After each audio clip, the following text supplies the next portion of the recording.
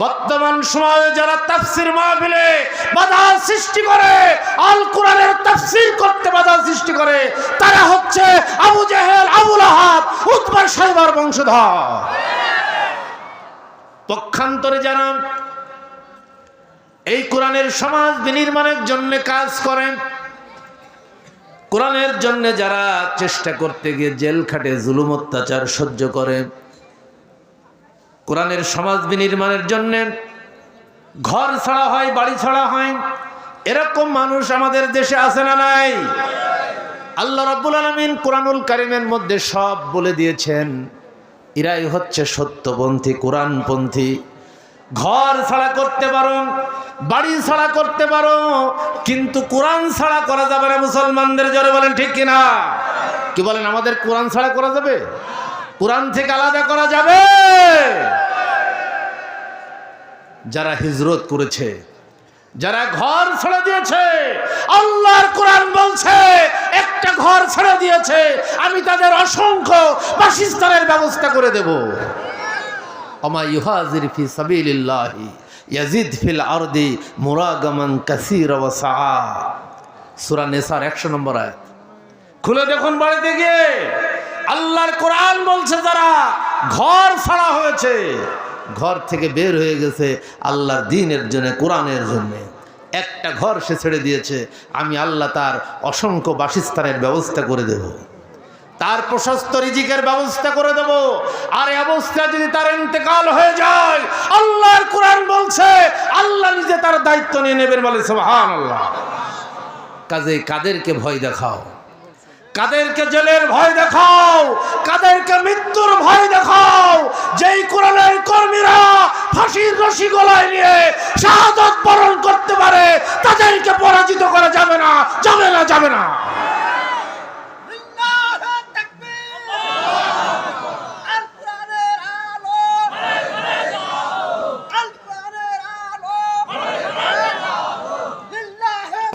সম্মানিত ভাইরা, এজন্য এই কোরআন প্রতিষ্ঠার জন্য আমার আপনার দায়িত্ব আছে না নাই? কি বলেন, দায়িত্ব আছে না নাই? আমি আগেই বলেছি, আমাদের পরিবার পরিজনের জন্য যেভাবে আমরা ব্যস্ত থাকি, যেভাবে আমরা সময় দিই, আমরা পেরেশান থাকি, একজন মুসলমান হিসেবে এর চাইতেও আল্লাহর কোরআন প্রতিষ্ঠার কাজে আমাদের বেশি পেরেশানি হওয়া দরকার। জোরে বলেন ঠিক কিনা? মানুষ চাতক পাখির মতো চেয়ে থাকে। কাজেই কোরআনের এই মাহফিল শেষ না করে, দোয়া না করে আপনারা কেউ উঠবে না ইনশাআল্লাহ বলেন। আমি কোরআনুল কারীমে সূরা আশ-শূরার 13 নম্বর আয়াতের আংশিক তেলাওয়াত করেছি। কোন সূরা বলেন তো? সূরা। সূরা শব্দের অর্থ বলতে পারেন? কেউ জানেন সূরা শব্দের অর্থ? সূরার সাথে পরামর্শ করা। মানুষ সামাজিক জীব, পারিবারিক জীব, সামাজিক জীবনে পথ চলতে গেলে, কোনো সিদ্ধান্ত নিতে গেলে আল্লাহর কোরআন বলছে তোমরা একে অপরের সাথে পরামর্শ করে সিদ্ধান্ত গ্রহণ করো। এই সিদ্ধান্ত কার? আমরুহুম শুরা বাইনাহুম। তোমরা পরস্পরের সাথে যারা নেতৃত্ব দাও, সমাজ পরিচালনা করো, রাষ্ট্র পরিচালনা করো, পরিবার পরিচালনা করো, তোমরা পরস্পর পরামর্শ করে সিদ্ধান্ত নাও, তাহলে সেই সিদ্ধান্তে বারাকা আছে না নাই?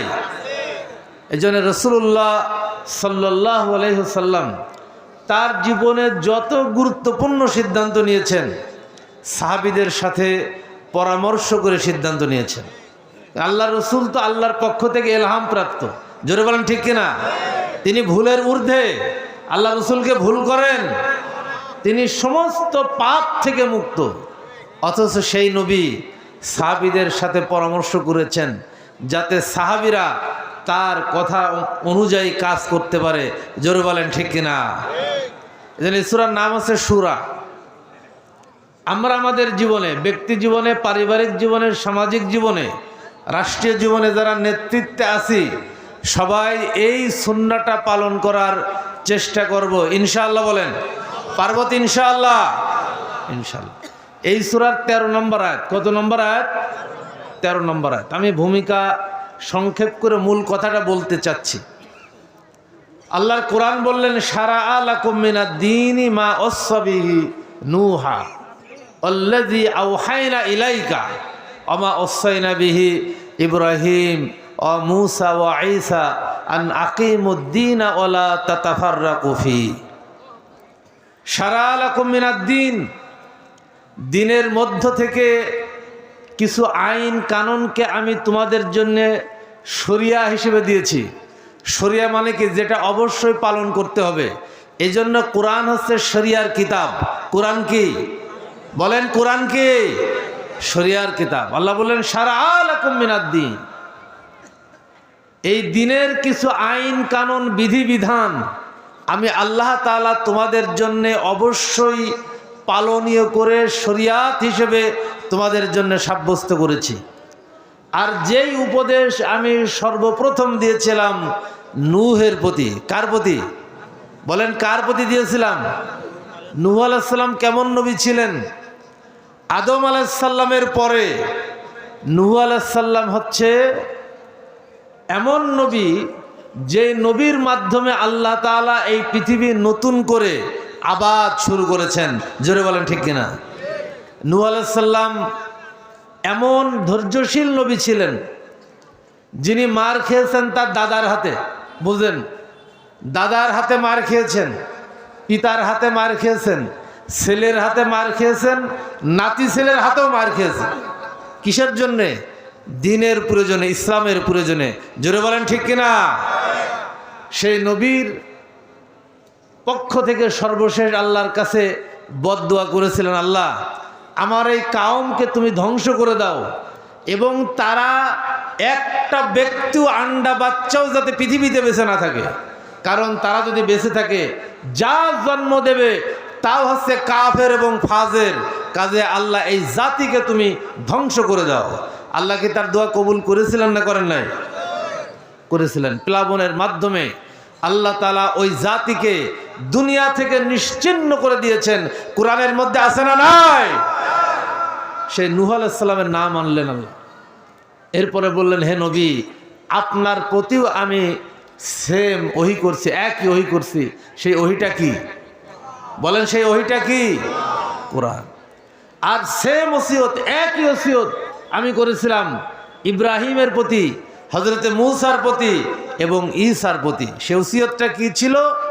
আন আকিমুদ্দীনা ওয়া লা তাতাফাররাকু ফি।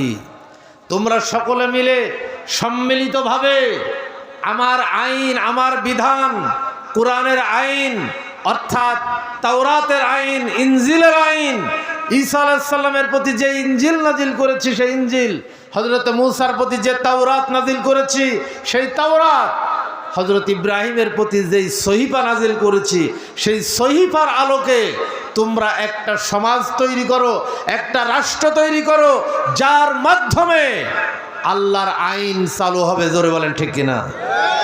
এটার নাম হচ্ছে ইকামতে দ্বীন। এটার নাম কি?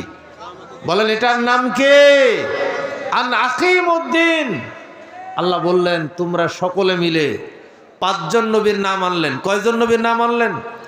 এই পাঁচজন নবীর নাম এনে আল্লাহ তাআলা বললেন আন আকিমুদ্দীন ওয়া লা তাতাফাররাকু ফি। তোমরা সকলে মিলে আমার দ্বীন, আমার কোরআনের আইন, আমার তাওরাতের আইন, আমার ইনজিলের আইন এই পৃথিবীর বুকে জারি করে দাও, চালু করে দাও। আর এই ব্যাপারে তোমরা পরস্পর কখনো বিভেদ সৃষ্টি করবে না, মত পার্থক্য করবে না। এই সিদ্ধান্ত কে দিলেন? এখন কি আমাদের দেশে এই দিন আছে? কোরআনের দিন আছে? কোরআন অনুযায়ী কি আমাদের রাষ্ট্র পরিচালিত হয়? আমাদের পরিবার পরিচালিত হয়?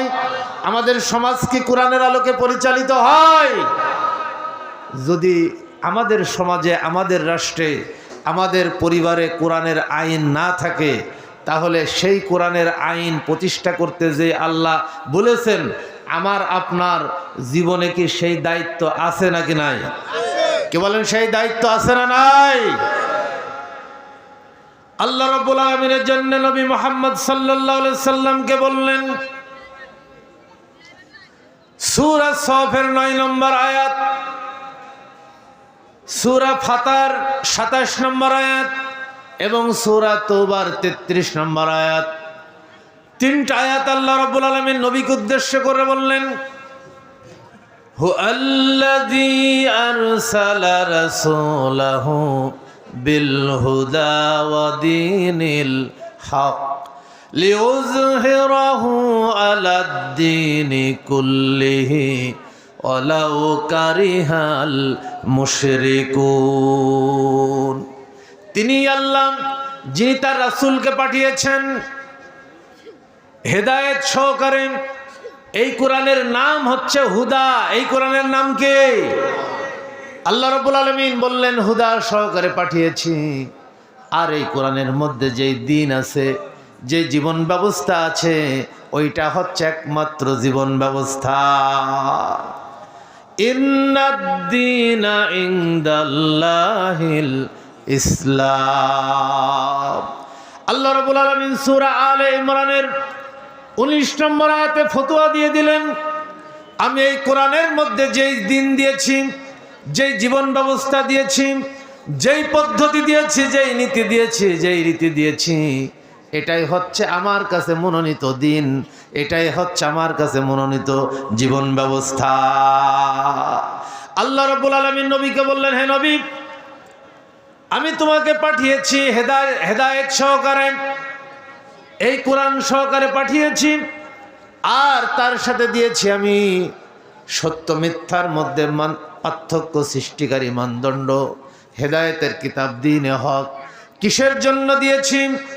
এই পৃথিবীতে যত মানব রচিত আইন আছে, যত মানুষের তৈরি করা আইন আছে, নীতি আছে, রীতি আছে, আল্লাহর কোরআন বলছে ওই সমস্ত আইনের উপরে, রীতির উপরে আল্লাহর কোরআনকে প্রতিষ্ঠিত করে দেয়া, জারি করে দেয়া। এজন্য আল্লাহ রসুলকে পৃথিবীতে পাঠিয়েছেন। জোরে বলেন ঠিক কিনা? আজকে আমাদের মাঝে রসুল নাই, বলেন আছেন নাকি? রসুল আছে। আর কি রসুল আসবে আমাদের মাঝে? আল্লাহ রাব্বুল আলামিন বিশ্বনবী সম্পর্কে বললেন, মা কানা মুহাম্মাদুন আবা আহাদিম মির রিজালিকুম ওয়ালাকির রাসূলুল্লাহি ওয়া খাতামান নাবিয়্যিন। আল্লাহু আকবার। রাসূল সাল্লাল্লাহু আলাইহি সাল্লাম মুহাম্মদ কোন পুরুষের পিতা নন, আর আমি তাকে সর্বশেষ নবী হিসেবে এই পৃথিবীতে পাঠিয়েছি। সার্টিফাই দিলেন কে? জোরে বলেন, সার্টিফাই দিলেন কে? নবী আর আসবে না, কিন্তু নবী আনা কাজ, নবী যেই কাজটা করে গেছেন, মদিনার শাসন ক্ষমতা হাতে নেওয়ার পরে আল্লাহর নবী এই কোরআনের মাধ্যমে মদিনার রাষ্ট্র পরিচালনা করেছেন না করেন নাই? 9.5 লক্ষ বর্গ মাইলের প্রেসিডেন্ট ছিলেন রাসূলুল্লাহ সাল্লাল্লাহু আলাইহি ওয়াসাল্লাম। সংবিধান ছিল কি? বলেন, সংবিধান কি ছিল? এই কোরআন দিয়ে বিশ্বনবী রাষ্ট্র পরিচালনা করেছেন। হযরত আবু বকর রাদিয়াল্লাহু তাআলা আনহু এই কোরআন দিয়ে রাষ্ট্র পরিচালনা করেছেন। হযরত উমর রাদিয়াল্লাহু তাআলা আনহু এই কোরআন দিয়ে রাষ্ট্র পরিচালনা করেছেন। হযরত উসমান রাদিয়াল্লাহু তাআলা আনহু কোরআন দিয়ে রাষ্ট্র পরিচালনা করেছেন। হযরত আলী রাদিয়াল্লাহু তাআলা আনহু কোরআন দিয়ে রাষ্ট্র পরিচালনা করেছেন। জোরে বলেন ঠিক কিনা? কিন্তু আজকে কি আমার রাষ্ট্র, আমার সমাজ কোরআন দিয়ে পরিচালিত হয়? কি বলেন, কোরআন দিয়ে পরিচালিত হয়? যেহেতু আমার রাষ্ট্রে কোরআন নাই, আমার পরিবারে কোরআন নাই, আমার সমাজে কোরআন নাই, তাহলে কি কোরআন ব্যর্থ হয়ে আল্লাহর কাছে ফিরে যাবে? কে বলেন, কোরআন কি ব্যর্থ হয়ে যাবে? এই কোরআনের যারা সৈনিক, ইসলামের যারা সৈনিক, আল কোরআনকে যারা ভালোবাসে, আল কোরআনের আইন প্রতিষ্ঠা করার জন্য, আল্লাহর দ্বীনকে কায়েম করার জন্য তাদেরকে রাজপথে নেমে আসতে হবে, বাতিলের বিরুদ্ধে শক্তভাবে দাঁড়িয়ে পড়তে হবে। এজন্য আল্লাহ তাআলা আমাদেরকে পাঠিয়েছেন। এজন্য আল্লাহ আমাদেরকে পাঠিয়েছেন, নাকি পাঠান নাই? আমাদের শুধু আরাম করার জন্য পৃথিবীতে আল্লাহ তাআলা পাঠান নাই। আমরা আজকে মুসলমান শুধু ভোগের সামগ্রীটা তালাশ করি, কিভাবে বড় লোক হব এই চিন্তা করি, কিভাবে গাড়ি বাড়ির মালিক হবে এই চিন্তা করি, কিন্তু পাশে আল্লাহর কোরআন ভুলণ্ঠিত হয়, আল্লাহর নবীর সুন্নাহ ভুলণ্ঠিত হয়, আমার কলিজায় ব্যথা লাগে না। বুঝতে হবে আমার কলিজার মধ্যে কোনো ঈমান নাই, ঈমান নাই, ঈমান নাই। এই কোরআনকে প্রতিষ্ঠার কাজ যদি আপনি না করেন, এই কোরআনকে প্রতিষ্ঠার কাজ যদি আপনি না করেন, আল্লাহর কোরআন বলছে আমি আল্লাহ রাব্বুল আলামিন অন্য একটা কওমকে তৈরি করে দেব। আমার কথা নাই, কার কথা? আল কোরআনের কথা। তাবুকের যুদ্ধে যখন রোমানরা সৈন্য সামন্ত তৈরি করলো, মদিনার ইসলামী রাষ্ট্রকে ধ্বংস করে দেবে, ইসলামকে তারা শেষ করে দেবে, আল্লাহ রসুল সাল্লাল্লাহু আলাইহি সাল্লামের কাছে জিবরিল আমিন এসে খবর দিলেন, ইয়া রাসূলুল্লাহ, রোমানরা শক্তি সঞ্চার করছে, ইসলামকে তারা মুছে দিতে চায়, কোরআনের আলোকে তারা মুছে দিতে চায়। আল্লাহর পক্ষ থেকে নির্দেশ এসেছে আপনি সাহাবীদেরকে নিয়ে এই শক্তির মোকাবেলা করার জন্যে শক্তি সঞ্চার করুন। সিদ্ধান্ত কে দিলেন? বলেন, সিদ্ধান্ত কে দিলেন? যখন আল্লাহ রসুল সাল্লাল্লাহু আলাইহি সাল্লাম এই সংবাদ সাহাবীদেরকে শোনালেন, সাহাবীদের মধ্যে কিছু লোক ছিল, কিছু সাহাবী ছিল দুর্বল ঈমানের, তারা গড়িমসি করলো, বলল, ইয়া রাসূলুল্লাহ, আবহাওয়া অনেক গরম, আপনি আমাদের জন্য একটু সময় চেয়ে নেন। কিছু সাহাবী বলল, ইয়া রাসূলুল্লাহ, এখন আমাদের ফসল কাটার সময়, আপনি একটুখানি আমাদের জন্য সময় চেয়ে নেন, যদি ফসলগুলো ঘরে উঠাতে না পারি তাহলে তো না খেয়ে থাকা লাগবে। কিছু সাহাবী বলল, ইয়া রাসূলুল্লাহ, কিছুদিন হলো হুনাইনের যুদ্ধ থেকে এসেছি, শরীরের ক্ষতস্থান এখনো শুকায়নি, ইয়া রাসূলুল্লাহ, আপনি আমাদের জন্য আল্লাহর কাছে একটু সময় চেয়ে নেন, যাতে করে আমাদের শরীরের ক্ষতস্থানটা শুকায়। বিশ্বনবী কোনো জবাব দেন নাই। আরশ আজিমের খানকা থেকে আল্লাহ রাব্বুল আলামিন জবাব দিয়ে দিলেন, ইয়া আইয়ুহাল্লাযীনা আমানু মা লাকুম ইযা কিলা লাকুম ইনফিরু ফি সাবিলিল্লাহি সাকালতুম ইলাল্লাহ আরদিতুম বিল হায়াতিদ দুনিয়া মিনাল আখিরাহ ফামা মাতাউল হায়াতিদ দুনিয়া ফিল আখিরাতি ইল্লা কলিল। আল্লাহ রাব্বুল আলামিন বললেন, ও মুমিনেরা, তোমরা যারা ঈমানদার বলে দাবি করো, মুমিন বলে দাবি করো, কি হলো তোমাদের? যখন তোমাদেরকে বলা হলো রোমানদের মোকাবেলা করার জন্য আমার নবীর সাথে তোমরা বের হয়ে যাও, তখন তোমরা জমিনকেই আঁকড়ে ধরলেন, দুনিয়ার ভোগ বিলাস, আরাম আয়েশ, এগুলোকে তোমরা বেশি পছন্দ করে নিলে। আল্লাহ রাব্বুল আলামিন বলছেন, এটা যদি তোমাদের মানসিকতা হয়, আরদিতুম বিল হায়াতিদ দুনিয়া মিনাল আখিরাহ, তোমরা কি আখিরাতের তুলনায় দুনিয়ার জীবনটাকে বেশি পছন্দ করে নিয়েছো? দুনিয়ার জীবন কি তোমাদের সবচেয়ে বেশি প্রিয়? আরশ আজিমের মালিক আল্লাহ রাব্বুল আলামিন এভাবে বলে দিলেন, ও দুনিয়ার মুসলমানেরা, ও আমার সাহাবীরা, আল্লাহ রাসূলের সাহাবীরা, তোমরা কি দুনিয়ার জীবনকে বেশি পছন্দ করে নিয়েছো? যদি তোমরা দুনিয়ার জীবনের ভোগ বিলাস আরাম আয়েশ এগুলিকে তোমরা অগ্রাধিকার দাও, আল্লাহর কোরআন বলছে আখিরাতের তুলনায় দুনিয়ার এই আরাম আয়েশ খুবই নগণ্য, খুবই সামান্য। জোরে বলেন ঠিক কিনা? সহিহ মুসলিমের হাদিসে আল্লাহর নবী বলেছেন, তোমাদেরকেও যদি একটা আঙ্গুল সমুদ্রের মধ্যে ডুবিয়ে ওঠায়, ওই আঙ্গুল যতটুক পানি নিয়ে আসে ওইটা হচ্ছে দুনিয়ার জীবন। আর অথই সমুদ্র যার কোনো কুল কিনারা নাই, ওইটাই হচ্ছে আখিরাতের জীবন। আল্লাহ রাব্বুল আলামিন এরপরে ধমক দিয়ে বললেন, ইল্লা তানফিরু ইউআযিবকুম আযাবান আলীমান ওয়া ইয়াস্তাবদিল কওমান গায়রাকুম ওয়া লা তাদুররুহু শাইআ। আল্লাহু আকবার।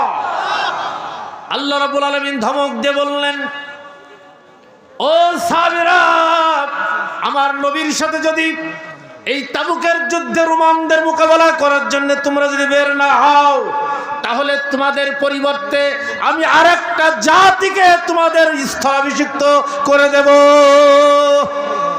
আল্লাহ কি পারেন নাকি পারেন না? কি বলেন, পারেন নাকি পারেন না? আমার আল্লাহ এমন ক্ষমতার মালিক, সমগ্র পৃথিবীর মানুষকে শেষ করে দিয়ে মুহূর্তের মধ্যে এইরকম লক্ষ কোটি মানুষ বানাতে পারে। আল্লাহ বললেন, যদি আমার নবীর সাথে না বের হও তাহলে তোমাদেরকে ভীষণ আযাব দেব, ভীষণ আযাব দেব। আর তোমাদের পরিবর্তে আর একটা কওমকে আমি আল্লাহ তাআলা স্থলাভিষিক্ত করে দেব। আর তোমরা আমাকে বিন্দু মাত্র ক্ষতি করতে পারবে না। আজ যদি আমরা আল্লাহর কোরআনের পক্ষে না থাকি, ইসলামের পক্ষে না থাকি, আল্লাহর কোনো ক্ষতি হবে? আল্লাহ চাহে তো আমাদের পরিবর্তে অন্য একটা কওমকে, অন্য একটা জাতিকে আমাদের বিরুদ্ধে আমাদের স্থলাভিষিক্ত করতে পারেন নাকি পারেন না? কাজেই আমরা যারা মনে করি মুসলমান আছি, নামাজ পড়লেও হয় না পড়লেও হয়, কোরআন পেয়েছি বছরে একবার পড়লেও হয় না পড়লেও হয়, আল্লাহর কসম করে বলি নবীর উম্মত হওয়া যাবে না, আল্লাহর বান্দা হওয়া যাবে না। কোরআনকে জীবনের সাথী বানাতে হবে। কোরআনকে কি বানাতে হবে? জোরে বলেন, কোরআনকে কি বানাতে হবে? জীবনের সাথী বানাতে হবে। কোরআনকে যদি জীবনের সাথী বানানো যায়, আল্লাহ রাব্বুল আলামিন বলছেন এই কোরআন তোমাকে জান্নাতের পথে নিয়ে যাবে। ইন্না হাযাল কুরআন ইয়াহদি লিল্লাতি হিয়া আকওয়াম ওয়া ইবাশশিরুল মুমিনিনা আল্লাযীনা ইয়া'মালুনাস সালিহাতি আন্না লাহুম আজরান কাবীরা। এটা হচ্ছে সেই কোরআন। আমার আল্লাহ বলছেন এটা হচ্ছে সেই কোরআন, ইয়াহদি লিল্লাতি হিয়া আকওয়াম, যেমন একটা রাস্তার সন্ধান দেয় যা খুবই সরল এবং সহজ। কোরআনের পথ সহজ না কঠিন? বলেন, সহজ না কঠিন?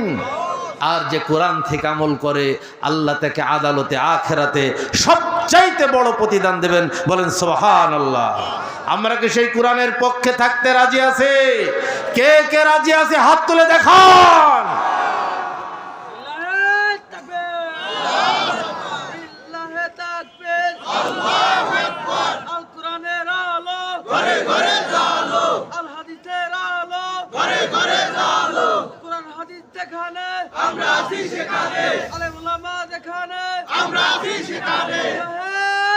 হাত নামান।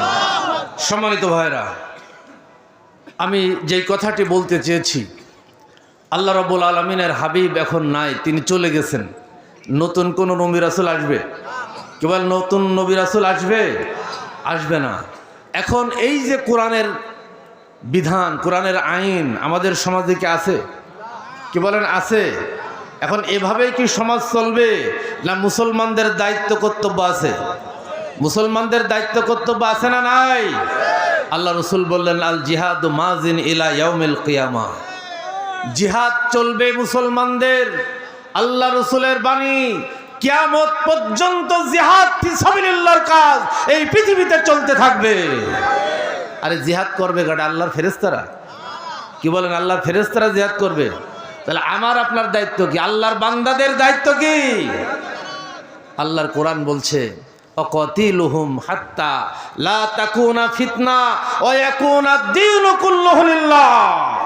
তোমরা ততক্ষণ পর্যন্ত আল্লাহর রাস্তায় লড়াই করো যতক্ষণ না এই কোরআনের বাইরে যত নীতি আছে, যত রীতি আছে, যত আইন আছে, যত পদ্ধতি আছে, সমস্ত আইন কানুন এইটার মূলোৎপাটন না হচ্ছে, আল্লাহর কোরআন যতক্ষণ না বাংলার শাসন ক্ষমতায় না আসছে, মুসলমান ততক্ষণ পর্যন্ত আল্লাহর রাস্তায় তোমরা জিহাদ করো, লড়াই করো।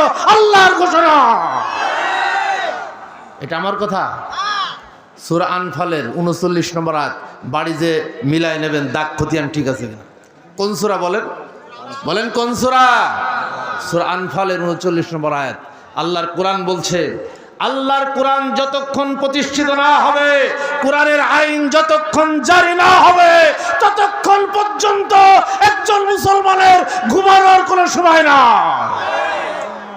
অথচ আমরা আমাদের সামনে কোরআন ভুলণ্ঠিত হয়, আমাদের সামনে ইসলাম ভুলণ্ঠিত হয়, আমাদের সামনে ইসলামের আইনগুলো শেষ হয়ে যায়, আমরা মুসলমানরা আমাদের কলিজায় কোনো আঘাত লাগে না। অথচ আমার জমি যদি 1 বিঘা আমার হাত ছাড়া হয়ে যায়, কষ্ট কেমন লাগে বলেন? কষ্ট কেমন লাগে? যুদ্ধ বেঁধে যায় না? তাহলে ঈমান আছে কি নাই বোঝা যাবে, ঈমান যাচাই করতে হবে এইভাবে। আমার নিজের স্বার্থে আঘাত লাগলে যদি আমার অন্তর ব্যথিত হয়, অথচ আল্লাহর স্বার্থে আঘাত লাগলে, কোরআনের স্বার্থে আঘাত লাগলে, রাসূলুল্লাহর স্বার্থে আঘাত লাগলে যদি আমার অন্তর ব্যথিত না হয়, তাহলে বুঝতে হবে আমার এই কলিজায় ঈমান নেই। ঈমান মাপার জন্যে কোন হুজুরের কাছে যাওয়া লাগবে না, ঈমান মাপার জন্যে কোন আলেমের কাছে যাওয়ার প্রয়োজন হবে না। আপনি নিজে আপনার ঈমানকে মাপতে পারবেন, চলে বলেন ঠিক না? কাজেই আমাদের সকল জীবনের সকল ক্ষেত্রে এই কোরআনকে মেনে নিতে হবে। রাজি আছি আমরা? কি বলেন সবাই রাজি আছে? আল্লাহ রাব্বুল আলামিন এই কোরআনের সমাজ কায়েম করার জন্য দায়িত্ব দিয়েছেন নবীদের।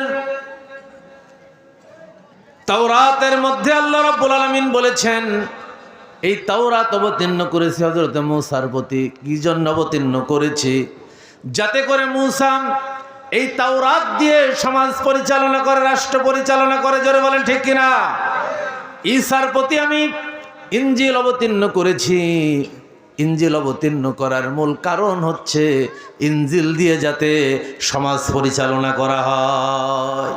আল্লাহ রাব্বুল আলামিন আমাদের নবীর উপরে কোরআন অবতীর্ণ করলেন এবং বলে দিলেন, হে নবী, আপনার উপরে কোরআন অবতীর্ণ করেছি। এই জন্যে কোরআন অবতীর্ণ করেছি যাতে করে এই কোরআনের ভিত্তিতে একটা সমাজ তৈরি হবে, একটা রাষ্ট্র তৈরি হবে। সেই রাষ্ট্রের সংবিধান হয়ে যাবে আল কোরআন। রাসূলুল্লাহ সাল্লাল্লাহু আলাইহি ওয়াসাল্লাম এই কোরআনের সমাজ কায়েম করার জন্য কষ্ট করেছেন না করেন নাই? মক্কায় 3 বছর গোপনে দাওয়াতি কাজ করেছেন। এরপরে যখন প্রকাশ্যে দাওয়াত দিতে গিয়েছেন, তখন বিশ্বনবীর উপরে আঘাত হয়েছে না হয় না? কেন আঘাত হয়েছে?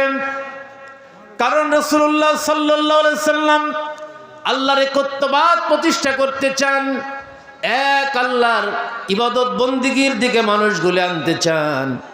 আবু জেহেল, আবুল হাব, উতবা, শাইবা তারা নিজেরা যে আইন সমাজে জারি করেছিল, তারা দেখলো মুহাম্মদ ইবনে আব্দুল্লাহ ইবনে আব্দুল মুত্তালিব যদি তার আল্লাহর দেওয়া আইন প্রতিষ্ঠিত করে ফেলে, তাহলে আবু জেহেলের আইন আর মক্কায় চলবে না। এই জন্যে তারা বিরোধিতা শুরু করলো। জোরে বলেন ঠিক কিনা?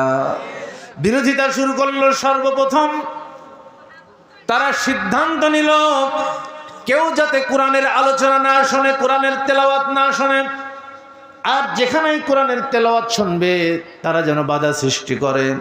আল্লাহ রাব্বুল আলামিন সূরা হামিম আস-সাজদার 26 নম্বর আয়াতে বলে দিয়েছেন, ওয়াকালাল্লাযীনা কাফারু লা তাসমাউ লিহাযাল কুরআনি ওয়ালগাউ ফি লাআল্লাকুম তাগলিবুন।